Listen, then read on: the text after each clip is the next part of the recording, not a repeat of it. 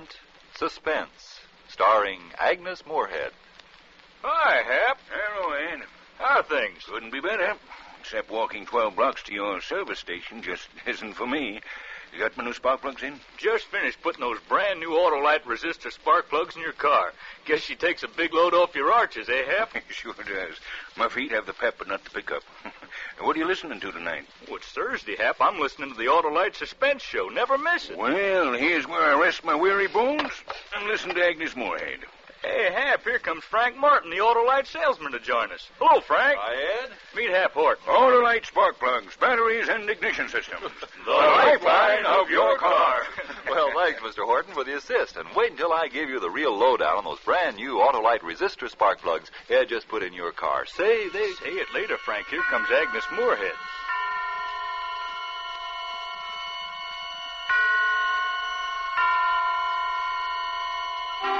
Suspense.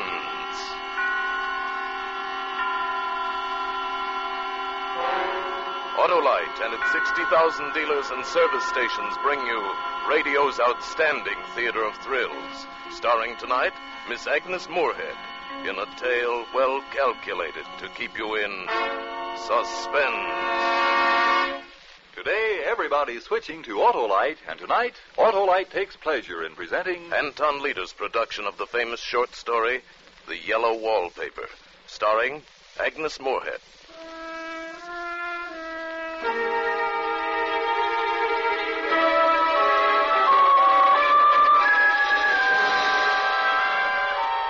I've never seen a worse wallpaper in my life. All those strangled heads and bulbous eyes and fungus growths seem to shriek with derision.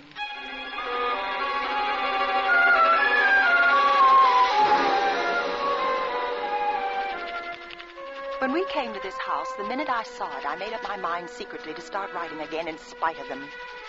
But I don't dare let John know I'm keeping this journal. It's difficult being married to a doctor. John's an excellent doctor, I'm sure, but he's so inconsistent about me. He says I'm not really sick, that I'm only a little run down from caring for the baby, that I have a temporary nervous depression. Yet he prescribes phosphates or phosphites, I don't know which, and tonics and exercise. And he absolutely forbids me to work until I'm well again. He hates for me to write a word. But writing is such a relief to my mind. I can write down things, tell things here that... No, John says I'm not to brood about those things. I confess they make me feel bad, so I'll only write about the house. I saw it for the first time today. It's the most beautiful place. John rented it for the summer, and we drove up today, a perfect June morning. The bay and the white sails and people already in swimming, and then the shaded lane and the riotous old-fashioned flowers and the gnarly trees and the house. The house standing alone in the summer stillness. I could never tell John, but you know, the house spoke to me. It was only because he rattled on so that I couldn't hear what Reminded me of those English places you read about. Gardeners, cottages, and everything, and at only $200 a month. Hedges and walls and gates that lock, and there's a ghostliness. Remember, I rented it just for you, darling. And you're going to let Jenny do all the work while you live like a prince. You like it, darling? Speak up. Yes, John. Yes, it's lovely, but it's strange, as though it might be haunted. Darling, you've got that look on your face again. That dopey look. Well, Jean is home, has a station wagon, and if I know my dear sister, she's already turned the place inside out and cleaned it top to bottom. John, is it haunted, do you think? What, the house? Uh-huh. At $200 a month? Well, that's asking too much of Faith. Come on, how about... You always laugh at anything you can't touch or see or put down in figures. There is something strange about the house, I feel. If you weren't always imagining... I'm not imagining. One reason I don't get well is that you don't believe me. You don't even believe I'm sick. You tell my friends and relatives. I've heard you. I've heard you that there's nothing wrong with me. There is nothing wrong with... You see, you're saying it again. I'm sorry. Please don't cry. Now, come along. Let's go inside. And so I came into this house in tears. It was wrong. It was all wrong. Maybe the house saw me crying, or this room. I got so unreasonably angry with John. I shouldn't, I know. He's so careful and loving, and I repay him so badly. I should control myself, at least in front of him. But it makes me so tired not to show what I feel. Jenny met us at the door. Naturally, she saw I'd been crying, but she took pains to ignore it. Well, hello, you two. You're early. You must have started at the crack of dawn. How was the trip? Made it in less than 2 hours. They're like as peas in a pod, Jenny and John. Both efficient and kind. And how did you bear up, Pet? Oh, very well, thank you, Jenny. Well, just Both okay. kind and both somehow cruel. But I don't really think that. Well, you're just in time for lunch. I bought a flounder down at the wharf and cooked it with capers and cream. Sound good? Wonderful, Jenny. May I see the house first? The whole grand tour? Oh, Pet, the flounder will cook to death. Well, at least my room. Our room. All right, if you insist. But if that fish is spoiled, don't blame me. Why would I blame her? Whose room is this, Jenny? Yours? Uh-huh, it's small, but it's near the door and the telephone. Oh, John, look. What? Let's take this one for you and me. I love those roses over the window. I've already put your things upstairs, Pet. Well, this has a little porch and such pretty old-fashioned chintz hangings. Well, Let's you take love the this. room upstairs, And darling. you can see there's no room in here for 2 beds. And I won't hear of being in separate rooms. I'm going to make you rest and take your tonic. John and I have talked it all over. And the room at the top of the house has so many windows. And you know, darling, you must absorb lots of fresh air.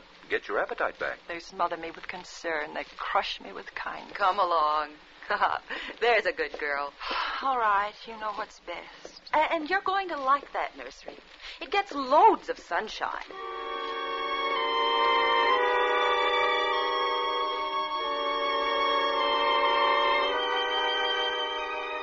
Up the steep, narrow stairs, 2 stories up to the very top of the house.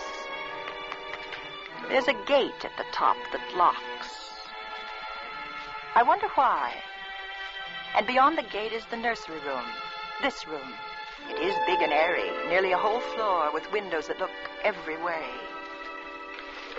They say it was a nursery. But what was it, really? Open them all, Jenny. Wide. All right. Well, darling? Why are the windows barred? For the little children. Otherwise it wouldn't be safe. Oh, yes, I suppose. Children climb around so, don't they? What are those rings and things in the walls? Oh, I expect they made it into a gymnasium when the children got older. A sort of playground. Oh, they must have hated the wallpaper. Well, they were rough on it, that's for sure. The way they've stripped it off in patches. I don't blame them. It's hideous. Oh, who wants to look at the wallpaper with this view? My, you can see the whole bay. It's a revolting color. It's unclean. Such a strange, sickish yellow there where the sun's faded it. I never saw worse paper in my life. Don't dramatize it, darling. You must be hungry, and I know you're tired. I'm not tired. Why do you both act this way? I say the wallpaper's ugly, and you look at each other. Your eyes shuttle back and forth, and suddenly you both act as though I'd lost my Darling, that was something we weren't going to say. Be a good girl, Pet. We don't act anyway. We just don't want you to worry. We want you to be well.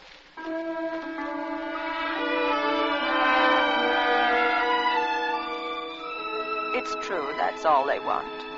John laughs at me, of course, but one expects that in marriage. And he says I have foolish fancies, and he sometimes can talk them away, but not this time. No matter what he says, it's a smoldering, sulphurous, unclean, it's hideous wallpaper.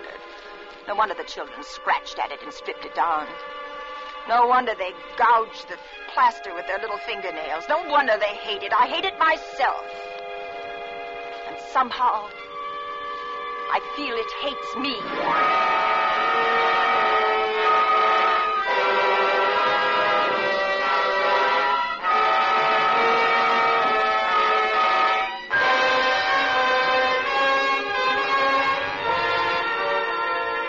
For Suspense, Autolite is bringing you Miss Agnes Moorehead in the Yellow Wallpaper, Autolite's presentation of radio's outstanding theater of thrills, Suspense.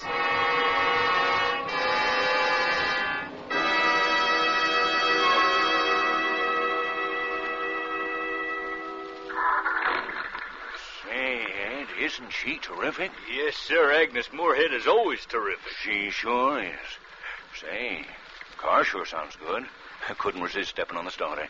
Well, these new Autolite resistor spark plugs sure make this a contented car. Yep, and you got the first set in town. Well, right now you can get Autolite resistor spark plugs almost anywhere in the United States. It's sensational. Why, no other spark plug will give and maintain such performance. Ooh, sounds like a good sales story. Where did the name resistor come from, Mr. Morton? Autolite worked with leading car and truck manufacturers, and they ignition engineered a 10,000 ohm resistor right into the Autolite spark plug. That permits a wider spark gap setting and maintains it far longer than any other spark plugs. Mm-hmm. Actually, Mr. Horton, when you replace your narrow gap spark plugs with a set of wide gap Autolite resistor spark plugs, you can tell the difference in your car. That's right from the book, I'll bet, eh, Mr. Morton? Well, guess so. But here's the simple lowdown. As a result of the wide gap in the resistor spark plug, your engine idles smoother. You have better luck with lean gas mixtures and save gas. And within established limits, you reduce spark plug interference with radio and television reception. Yes, and today you can get the resistor spark plug from almost any of Autolite's 60,000 dealers. That's the biggest spark plug news in years. And now Autolite brings back to our Hollywood soundstage Miss Agnes Moorehead as star in The Yellow Wallpaper, a tale well calculated to keep you in suspense.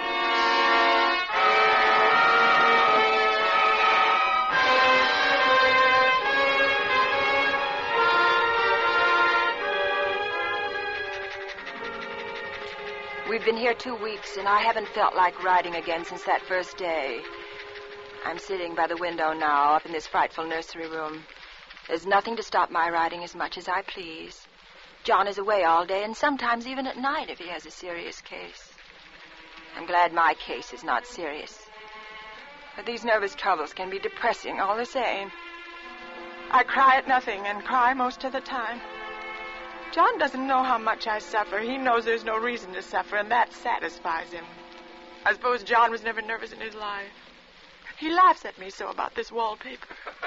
No, I won't let you have your way, you silly goose. If we'd taken the room downstairs, you'd be seeing faces in the chintz drapes. Not faces. Look at that spot, John. And that one over there. Yes, I see. It's a repeating pattern. It's a broken neck with 2 bulging eyes staring at me upside down. And to me, it's climbing ivy or some kind of a vine. Take your choice. Could be anything. Besides, I can't repaper a room just for a 3 months rental. Well, then let's move downstairs. Take me away from her. Don't you see, John? It hates me.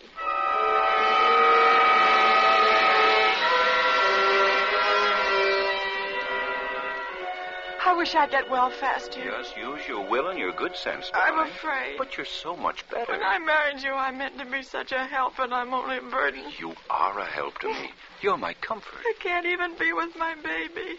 It makes me so nervous. Will I ever be well enough to see him again? Of course you'll be well, if you try. Then I'll try, I promise. From now on, I won't look at the wallpaper, and I'll stop seeing things out of the windows. Out the windows? Oh, I see people walking up and down the paths and in the arbors. I know it's silly, and it's only in certain lights when I look at the wallpaper from the bed that I see... See what? Nothing. Nothing. No, you're right. There's nothing except a pattern.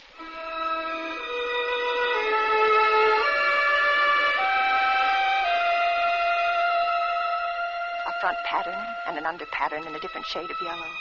It dwells in my mind so. I lie on that great immovable bed. It's nailed down, I believe, and follow that pattern about by the hour. And then where it isn't faded and when the sun is just so, I see a strange, faint, formless sort of figure lurking, waiting behind that front design.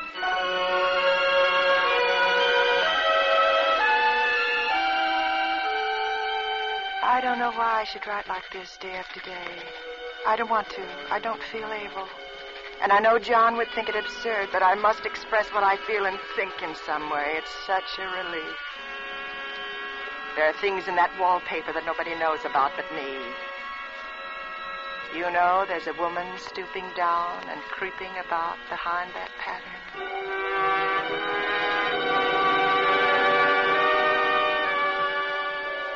Last night it was moonlight, and the moon shines in all around just as the sun does. John was asleep, and I hated to waken him, so I kept still and watched the moonlight on the wall till I felt creepy. The woman behind the paper began to shake the pattern as if she wanted to get out. softly and went and felt the paper to see if it did move. It moved. It moved, I'm sure of it. And the poor woman cried out as though her voice came a long way over water. Telephone! Look me! Telephone! Look me! Telephone! Look me! Oh, the poor thing. Then I went back to the bed. John was awake. What is it, darling? Why, you up? Oh, you shouldn't go walking around like that. You'll catch cold. The moonlight woke me. Oh, you are cold. You're shivering. John, I'm not really getting better. Won't you take me away? Our lease will be up in 3 weeks, darling. I don't see how we can leave before then. Of course, if you were in any danger, I would, but you really are better, dear, whether you see it or not. I'm a doctor, and I know. Oh, my appetite may be better in the evening when you're here, but it's worse in the morning when you're gone. Why, you're gaining flesh and I color. don't weigh a bit more, not even as much. Well, bless your little heart. You shall be as sick as you please. But let's go to sleep, huh? And talk about it in the morning. You won't go away? How can I, dear? And why should I, since you're better? Better in body, perhaps, but Darling, in my... for my sake and your sake and for the sake of our child, I beg you not to let that idea enter your head. Not for an instant.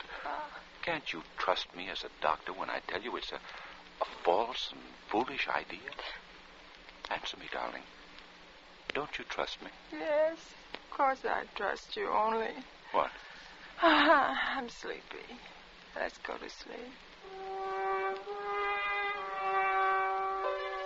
But I didn't sleep. I lay there for hours trying to decide if the front pattern and the back pattern moved together or separately.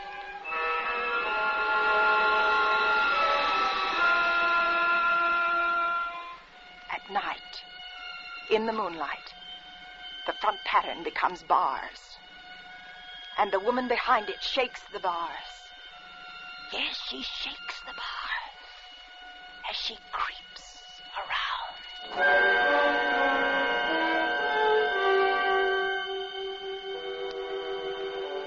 I lie down ever so much now. John says it's good for me and to sleep all I can. But you see, I don't sleep. And that cultivates deceit, for I don't tell them I'm awake. Oh, no.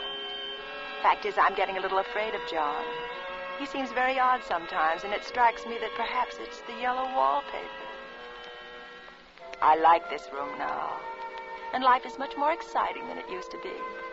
I have something more to expect, to look forward to watch. And I really do eat better, and I'm quieter than I was. John is pleased to see me improve.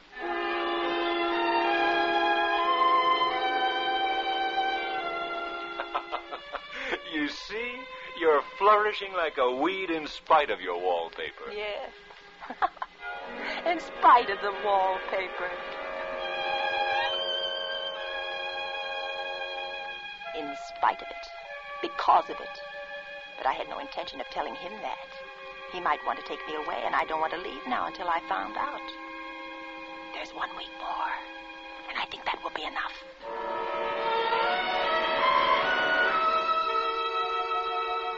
There's a funny mark on the wall low down near the mopboard. A streak that runs around the room, goes behind every piece of furniture except the bed. A long, straight, even smudge as if it had been rubbed over and over and over. How was it done? Who did it? What did they do? Round and round. Round and round. Round. Makes me dizzy.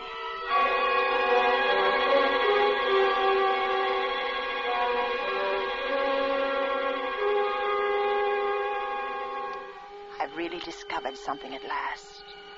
There are a great many women behind the pattern, and sometimes only one, and she creeps around fast, and her creeping shakes the pattern. She's trying to climb through and can't because the pattern strangles everything. But she does get out in the daytime. I know because I've seen her. When a car comes, she hides in the blackberry vines. I don't blame her. I'd hide too. I always lock the door when I creep by daylight.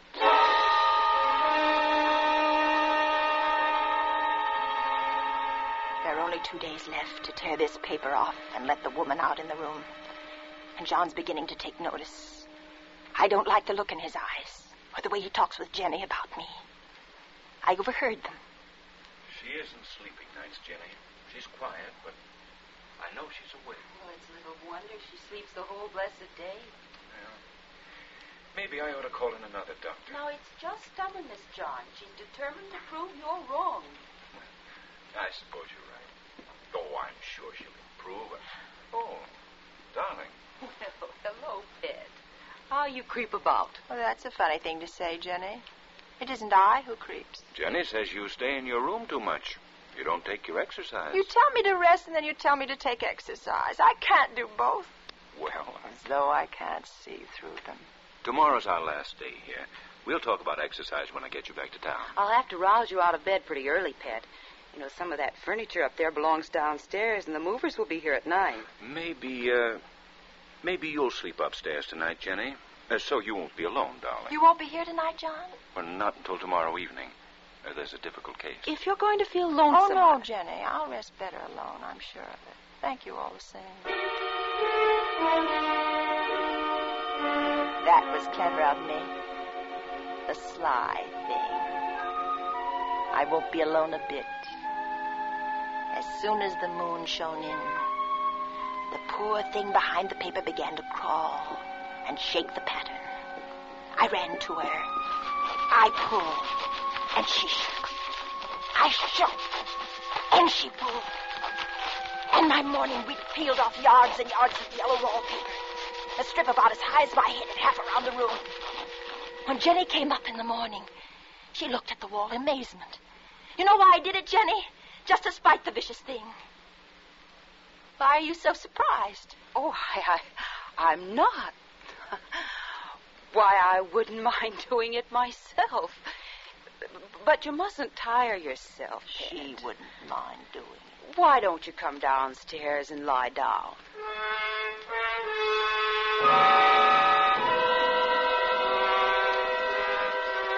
How she betrayed herself, that Jenny. She wouldn't mind doing it. But I'm here and no person touches this paper but me. Not alive.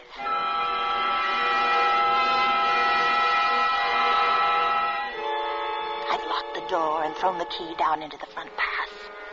I don't want anybody to come in till John comes. I want to surprise him. And I've got a rope up here. Even Jenny doesn't know that. If the woman gets out from behind the pattern and tries to run away, I can tie her securely to one of the rings in the wall. There. There she is. There, see how the pattern moves, like wallowing seaweeds. Oh, it'll strangle her unless I help. Wait, I'll help you. I'll peel off the paper all I can. Wait, be patient. You push. You push and I'll pull. Oh, it sticks horribly to the plaster. I can get it off with my teeth. Oh, it hurts. But I'm getting it. Wait, just a little bit more. I'm getting it. A little bit more.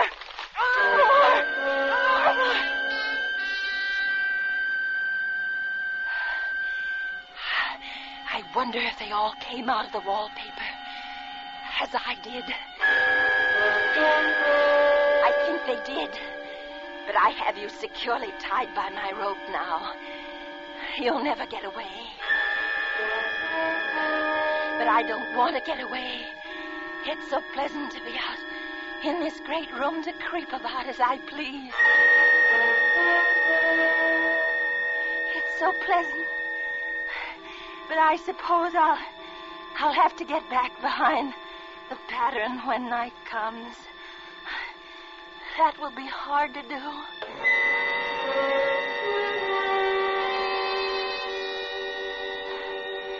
Well, it's better than going outside. I won't go outside, even if Jenny asks me to. For outside, I have to creep on the ground where everything is green instead of yellow. And here, I can creep smoothly on the floor. Listen, she's coming. coming now. Darling, open the door. Do you hear me? Open the door. Oh, it's John at the door. Open the door, darling. Open it, please, dear. Oh, he does pound and shout. It's no use, Dr. John. You can't open it. Open it, do you hear me, dear? Open it. Jenny, bring me the axe. Oh, no, he'll break down that beautiful door.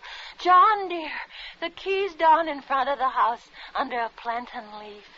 Please. My darling, It's please. down by the front door, John. Open the door, for heaven's sake, I open it. can't. The key's downstairs, John. It's under a plantain leaf by the front steps. It's under a plantain leaf, John. Go and see. You'll find it if you look. You'll find it. There. He's gone to look. The wallpaper has stopped laughing. The evil thing. Now I can creep slowly, smoothly on the floor. Round and round, round and round and round. And my shoulder just fits into that long smudge on the wall so I can't lose my way. Oh, he's coming back. He's running on the stairs. How astonished he'll be. Darling. Oh, my dear, what is it? What's happened? I've got out at last, John. Out? Yes, out in spite of you and Jenny. I pulled down the paper. I shook the pattern and pushed and pulled it down. It stuck horribly. But you'll never put me back. You'll never put me back. You're so pale, John. Why do you close your eyes? You watch how swiftly I creep around in this lovely yellow room.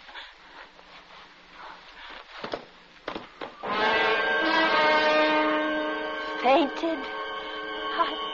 Now why should that man have fainted?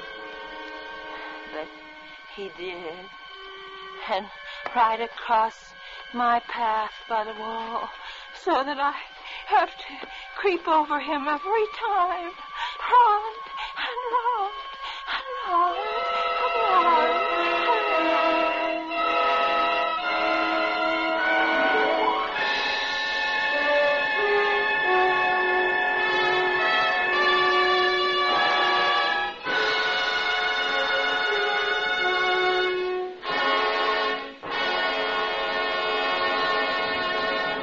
Thank you, Agnes Moorehead, for a magnificent performance. Miss Moorehead will be back in just a moment. Oh, what a show. That Agnes Moorehead's really some actress. Well, I guess I better head for home and motherland. Okay. Oh, say, Mr. Martin, can you give me those simple words of yours again? My boy Billy pesters me with slogans. You bet, Mr. Horton. When you replace your narrow gap spark plugs with a set of wide gap Autolite resistor spark plugs, you can tell the difference in your car. For example, your engine idles smoother. You have better luck with leaner gas mixtures and save gas. And within established limits, you reduce spark plug interference with radio and television reception. So, switch to Autolite because Autolite means resistor spark plugs. Ignition engineered spark plugs. Autolite means batteries. Stay full batteries. Autolite means ignition system. The lifeline of your car.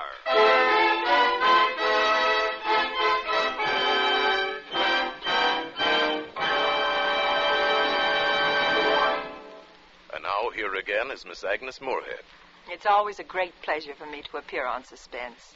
I've thoroughly enjoyed this appearance this evening.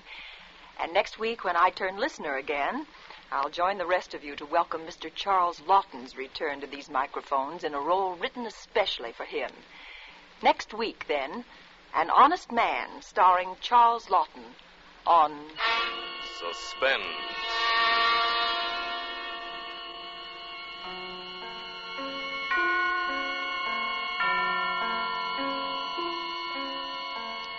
Agnes Moorehead may soon be seen in the Warner Brothers production, Johnny Belinda.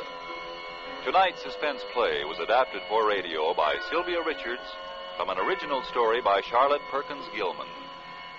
Music was composed by Lucian Morowick and conducted by Lud Gluskin. The entire production was under the direction of Anton M. Leader. Next Thursday, same time, you will hear Mr. Charles Lawton in An Honest Man.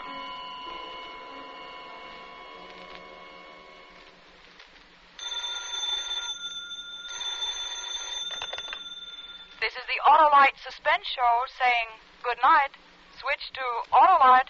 This is CBS, where 99 million people gather every week, the Columbia Broadcasting System.